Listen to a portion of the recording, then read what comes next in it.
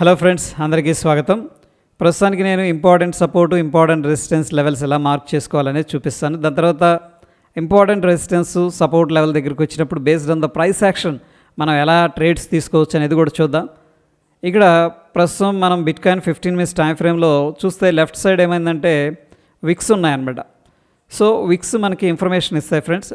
Vicks ఇక్కడ ఉన్నాయంటే దాని అర్థం ఏంటంటే మార్కెట్ ఎప్పుడైతే ఈ ప్రైస్కి వస్తుందో కొంత బయింగ్ ఫోర్స్ అనేది ఉంది, బయర్స్ ఇంట్రెస్ట్ ఉందని చెప్పేసి విక్స్ చెప్తూ ఉన్నాయి. సో మనం దాన్ని ఏం చేస్తామంటే రైట్ సైడ్కి ఎక్స్టెండ్ చేస్తాం. అయితే ఇది ఒక ఇంపార్టెంట్ జోన్ అనమాట.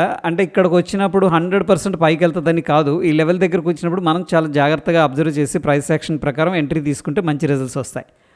సో ప్రస్తుతానికి 15 minutesలో నేను సపోర్ట్ మార్క్ చేశాను. ఇక రెసిస్టెన్స్ విషయానికి వచ్చేసరికి మనం ట్రెండ్ లైన్స్ అనేది చూడండి. ఇక్కడ నేను ఒక అలైన్మెంట్ అనేది కనిపిస్తుంది. అలైన్మెంట్ అనేది ఎందుకు అంటున్నానంటే ఈ పాయింట్ కనెక్ట్ చేసామనుకోండి, ఆటోమేటిక్గా థర్డ్ పాయింట్ని రెస్పెక్ట్ చేసింది కాబట్టి దీన్ని మనం అలైన్మెంట్ అంటాం. సో ఇది మనకి రెసిస్టెన్స్ అనమాట. ప్రస్తుతం ఇంపార్టెంట్ సపోర్ట్ దగ్గరకు వచ్చింది మార్కెట్. ఫర్ ఎగ్జాంపుల్ ఇక్కడికి వచ్చింది. ఇప్పుడు ఎలా మనం యాక్షన్ తీసుకోవచ్చు అన్నది లోవర్ టైం ఫ్రేమ్స్ అనే దానికి కన్వర్ట్ చేస్తున్నా. Same chart lower time frames. So చూడండి, లెఫ్ట్ సైడు మనకి 1, 2, 3 అంటే 3 times స్ట్రాంగ్గా సపోర్ట్ తీసుకుందంటే డెఫినెట్గా ఇది ఒక ఇంపార్టెంట్ జోన్ లాగా మనం కన్సిడర్ చేసుకుంటాం. బట్ ఈసారి ఇదే జోన్లోకి వచ్చినప్పుడు వెంటనే రిజెక్షన్ అనేది జరిగింది. ఇక్కడ గమనించారా? దీన్ని మనం రిజెక్షన్ క్యాండిల్ అంటాం.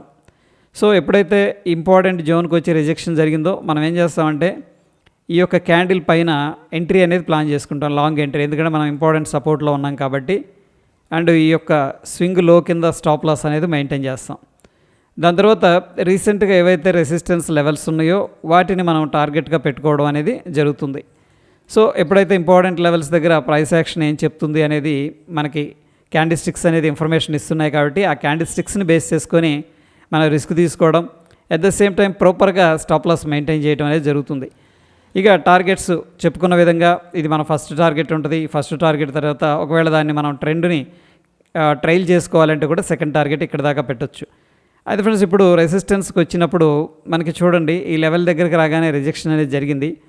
అయితే దీన్ని నేనేం చేస్తున్నానంటే 3 minutes టైం ఫ్రేమ్ కన్వర్ట్ చేశాను. సో కన్వర్ట్ చేసినప్పుడు ఇది ఒక రిజెక్షన్ క్యాండిల్, దాని తర్వాత ఒక స్మాల్ రెడ్ క్యాండిల్ అనేది కనిపించింది. ఇది పర్ఫెక్ట్ ప్యాటర్న్ కాదు.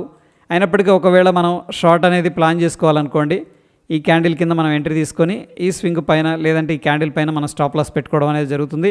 ఎనీహౌ రీసెంట్గా ఏవైతే సపోర్ట్ లెవెల్స్ ఉన్నాయో అక్కడ మనం టార్గెట్ ప్రొజెక్ట్ చేసుకోవడం జరుగుతుంది. సో ఈ విధంగా మనం హైయర్ టైం ఫ్రేమ్లో ఇంపార్టెంట్ సపోర్ట్ రెసిస్టెన్స్ లెవెల్స్ని మార్క్ చేసుకొని లోవర్ టైం ఫ్రేమ్లో వాటి మీద మనం వర్క్ చేయడం వల్ల మన యాక్యురసీ అనేది, మన రిజల్ట్స్ అనేది ఇంప్రూవ్ అవుతాయి.